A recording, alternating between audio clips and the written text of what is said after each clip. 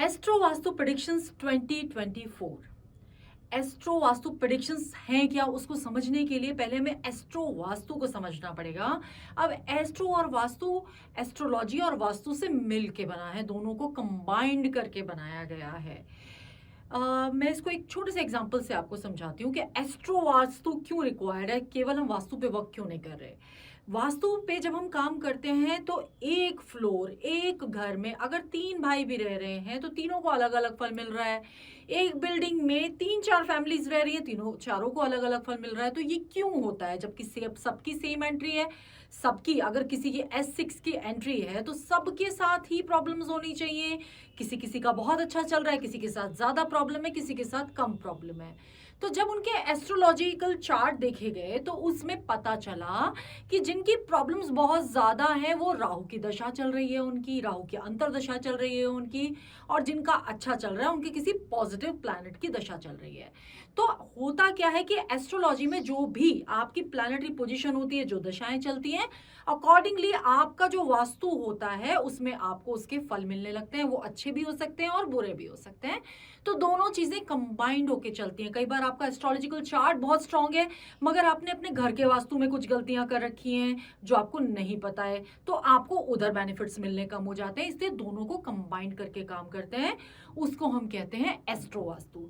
अब astro vastu predictions, अब astro vastu predictions क्या है।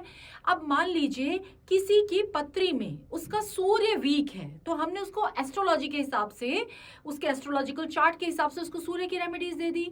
But on the other hand अगर वो ईस्ट उसका वीक है और उसका घर में हम देखें तो हमें अगर उसकी ईस्ट के डायरेक्शन में भी हम सूर्य को स्ट्रॉन्ग कर देते हैं तो उसके एस्ट्रोलॉजिकल चार्ट और वास्तु दोनों से वो बैलेंस हो जाएगा, दोनों तरफ से उसको बेनिफिट्स मिलने लगेंगे। तो यही हम लेके आ रहे हैं। अब प्रेडिक्शंस में क्या है कि अब जैसे 2024 आ रहा है, 2024 में हर एक राशि, मेष राशि, कुंभ राशि, सारी राशियों के लिए हम अलग अलग उनको कौन सी दिशाओं पे ध्यान देने की जरूरत है। क्योंकि आपके जब हम 12 घर की बात करते हैं, जो कि आपको स्क्रीन पे दिख रहा है, जब हम 12 घर की बात करते हैं तो हर एक घर में एक डायरेक्शन भी होती है। तो वो कौन सा घर आपका इस साल में वीक हो रहा है, कहाँ आपको ध्यान देने की जरूरत है, तो हम उस डायरेक्शन पे बात करेंगे। और कौन से घर से आप बेनिफिट ले सकते हो उसके लिए हम उसकी डायरेक्शन की बात करेंगे कि वहां पर आप कुछ ऐसी रेमेडीज करो जिससे आपको बेनिफिट मिलेंगे, आपके एस्ट्रोलॉजिकल चार्ट में भी और आपके वास्तु में भी। नमस्कार दोस्तों, मैं ईशा गोयल, एस्ट्रो वास्तु एक्सपर्ट, आपके लिए लेके आई हूँ 2024 की प्रेडिक्शन एज पर एस्ट्रो वास्तु। तो सबसे पहले तो आप सबको नव वर्ष की बहुत बहुत शुभकामनाएं। नया साल आपके लिए मंगलमय हो, बहुत सारी अपॉर्चुनिटीज लेके आए और बहुत सारी खुशियां लेके आए। तो अब हम स्टार्ट करते हैं हमारी एस्ट्रो वास्तु सीरीज।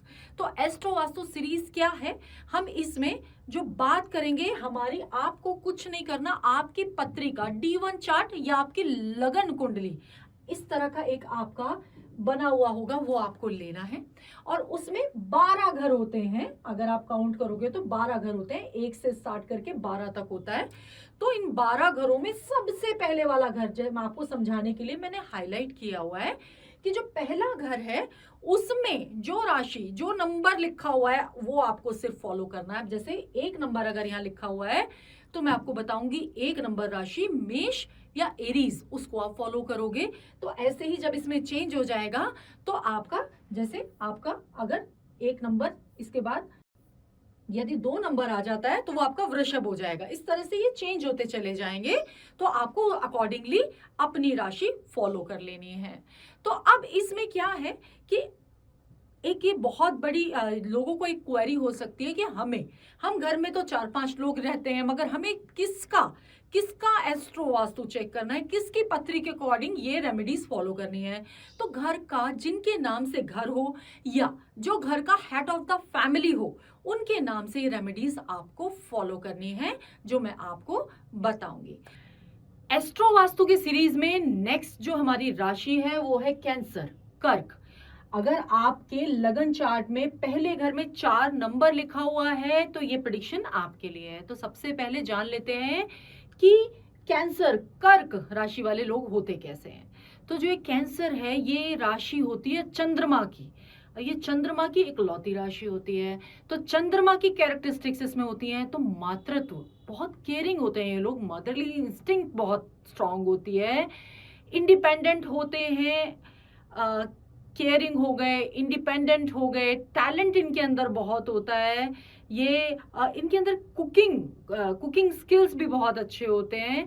तो ये चैन से बैठते नहीं, जैसे चंद्रमा है, चंद्रमा अगर आप देखो तो चंद्रमा घटता बढ़ता रहता है, तो उसी तरह से चंद्रमा की जो राशि वाले लोग हैं ये चैन से बैठते नहीं हैं, हर तरफ एक्सप्लोर करना चाहते हैं, मैं ये भी करूं, ये भी करूं, वो भी करूं, तो हर तरफ एक्सप्लोर करना चाहते हैं और अपने दम पे बनते हैं। इनके अंदर एक टैलेंट इनबिल्ट होता है। तो इनके लिए मेरे पास एक टिप है कि जितने भी चंद्रमा की राशि वाले लोग हैं, जो कैंसेरियंस हैं, कर्क राशि वाले लोग हैं, इनके लिए अपनी माँ की ब्लेसिंग्स बहुत इंपॉर्टेंट है। जैसा कि मैंने बताया चंद्रमा की राशि है, तो माँ की ब्लेसिंग्स इनके लिए एक बहुत स्ट्रॉन्ग रोल प्ले करती है। तो अपनी माँ की ब्लेसिंग्स, अगर यदि आपकी माँ नहीं है तो आपकी माता तुल्य, जिनको आप माँ समान मानते हो, उनकी ब्लेसिंग्स आपको जरूर लेते रहने चाहिए, वो आपके लिए बहुत बेनिफिशियल होगी। अब बात कर लेते हैं कैंसेरियंस के इस साल की एस्ट्रो वास्तु प्रेडिक्शंस के 2024। तो अब जब हम बात करें कर्क राशि वालों के लिए, तो 4 नंबर है। तो सबसे पहले जो बहुत स्ट्रॉन्ग राशि, जैसे कि मैंने बोला था, स्टार्टिंग में ही बोला है कि ये जो साल है ये 8 नंबर का साल है, शनि का साल है। तो वेस्ट की एक डायरेक्शन आप देखो इतनी प्रोमिनेंटली हर आपकी राशि के लिए उठ के आ रही है। तो वेस्ट की डायरेक्शन का बहुत इंपॉर्टेंट रोल है इस साल। तो एक बार फिर आपकी कर्क राशि वालों के लिए वेस्ट की डायरेक्शन बहुत बेनिफिक होने वाली है। अपनी वेस्ट की डायरेक्शन को आप प्रॉपरली यूज करो। वेस्ट की डायरेक्शन आपके लिए बेनिफिट्स लेके आएगी, मल्टीफोल्ड्स लेके आएगी, आपके काम को मल्टीप्लाई कराएगी। तो वेस्ट की डायरेक्शन में आपको करना क्या है, वेस्ट की डायरेक्शन में आप अपना कोई छोटा सा गुल्लक या पिगी बैंक रख सकते हो। वेस्ट की वॉल को आप अपनी ब्रांडिंग के लिए, अपनी सिटिंग के लिए यूज कर सकते हो अगर आप ऑफिस जॉब में हो तो। और घर में वेस्ट की वॉल को मैंने जैसे पहले की वीडियोस में भी बताया है कि आपको बिल्कुल स्क्रैप नहीं होना चाहिए, कोई क्लटर नहीं होना चाहिए, आप उसको प्रॉपरली यूज करो। आपकी एलमिराज हो सकती हैं, आपका कैश बॉक्स हो सकता है, और कैश बॉक्स भी नहीं बना सकते तो एक छोटी सी गुल्लक रख सकते हैं जिसमें आप कॉइन्स डालो। अब कॉइन्स जब आप डाल रहे हो तो कॉइन्स, कई बार क्या होता है कि कॉइन्स रखने हैं आपने, 5 के 10 के सिक्के जो पहले चलते थे वो डाल के रख दिए, तो ये नहीं करना है। जो कॉइन्स आज की डेट में रनिंग है, आपके 10 के कॉइन्स, 20 के कॉइन्स, इस तरह के कॉइन्स आपको उसमें ऐड करते रहने हैं। तो ये आपके लिए एक बहुत अच्छा बेनिफिट लेके आएगा। वेस्ट की डायरेक्शन में अगेन आप अपने कोई ईस्ट, आपके कोई गुरुजी, उनकी कोई फोटो जिनकी ब्लेसिंग्स आप लेना चाहते हो वो आप लगा सकते हो। इसके बाद जो दूसरी डायरेक्शन आ रही है बेनिफिट्स के लिए, वो आ रही है आपकी नॉर्थ वेस्ट की डायरेक्शन। अब नॉर्थ वेस्ट की डायरेक्शन है, तो नॉर्थ वेस्ट की डायरेक्शन में स्पेशली कर्क राशि वालों को सफेद रंग के घोड़े, रनिंग हॉर्सेस नॉर्थ वेस्ट की डायरेक्शन में जरूर लगाने चाहिए, ये इनके लिए बेनिफिट्स लेके आता है। तो आप अपने घर की नॉर्थ वेस्ट डायरेक्शन में सफेद रंग के घोड़े, रनिंग हॉर्सेस आपको लगाने हैं। घोड़े सफेद ही होने चाहिए। इसमें भी बहुत सारे लोगों को बहुत सारे कंफ्यूजन्स होते हैं कि घोड़े ही लगाने हैं, तो सफेद की जगह रेड लगा लो या कोई और लगा लो, क्या फर्क पड़ता है। नहीं, नॉर्थ वेस्ट की डायरेक्शन है तो आपको व्हाइट कलर के रनिंग हॉर्सेस ही लगाने हैं इस डायरेक्शन में। और साथ में अगर आप कुछ इस तरह की पेंटिंग ले रहे हो तो अगर साथ में चंद्रमा भी उसमें दिख रहा है तो वो बहुत बेनिफिशियल हो जाता है। तो ये दोनों डायरेक्शन है। अब आपको ध्यान कौन सी डायरेक्शंस पे रखना है, अब आपको ध्यान रखना है अपने घर की साउथ डायरेक्शन में। अगर साउथ की डायरेक्शन में कोई डिफेक्ट्स हैं तो वो आपके नहीं होने चाहिए। साउथ की डायरेक्शन में आपके कोई स्क्रैप है तो नहीं होना चाहिए। साउथ की डायरेक्शन में अगर आपने ब्लू कलर लगाया हुआ है तो वो नहीं होना चाहिए। और साउथ की डायरेक्शन में अगर कोई गड्ढा है, कोई पिट है, तो उसको भरवा लीजिए, नहीं तो इस पूरे साल आप उसको भरते रहेंगे, वो भरेगा ही नहीं। इतने सारे आपके लाइबिलिटीज आ सकती हैं, या आप कुछ भी कह सकते हैं कि पैसे से लेके आपको इस तरह की परेशानियां साल में आ सकती हैं। आपके घर का सेंटर, अब घर का सेंटर है, ब्रह्म स्थान है, एनर्जी पॉइंट है, तो वो खाली रहना चाहिए। आपके घर के सेंटर में अगर कोई वॉल बनी हुई है, कोई बीम है, कोई हैवी आर्टिकल आपने अननोइंगली रख दिया तो उसको हटाना है आपको। अगर आपके घर के सेंटर में किचन या वॉशरूम बना हुआ है तो आपको ट्रीट कराना बहुत जरूरी है, ये बहुत प्रॉब्लम्स आपके लिए लेके आएगा।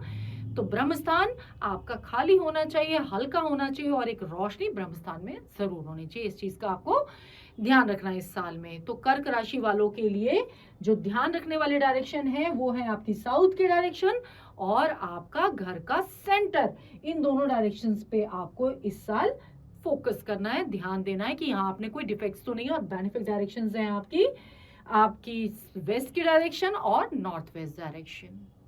तो मैं ईशा गोयल बिल्ड असने विदिशा में आपका स्वागत करती हूँ। अगर आपने हमारे चैनल को अभी तक सब्सक्राइब नहीं किया है तो प्लीज कर लीजिए। हम आपके लिए बड़े इंटरेस्टिंग और नए नए टॉपिक्स लेके आते रहेंगे। और वीडियो आपको कैसी लगी ये कमेंट बॉक्स में कमेंट करके जरूर बताइए। Thank you.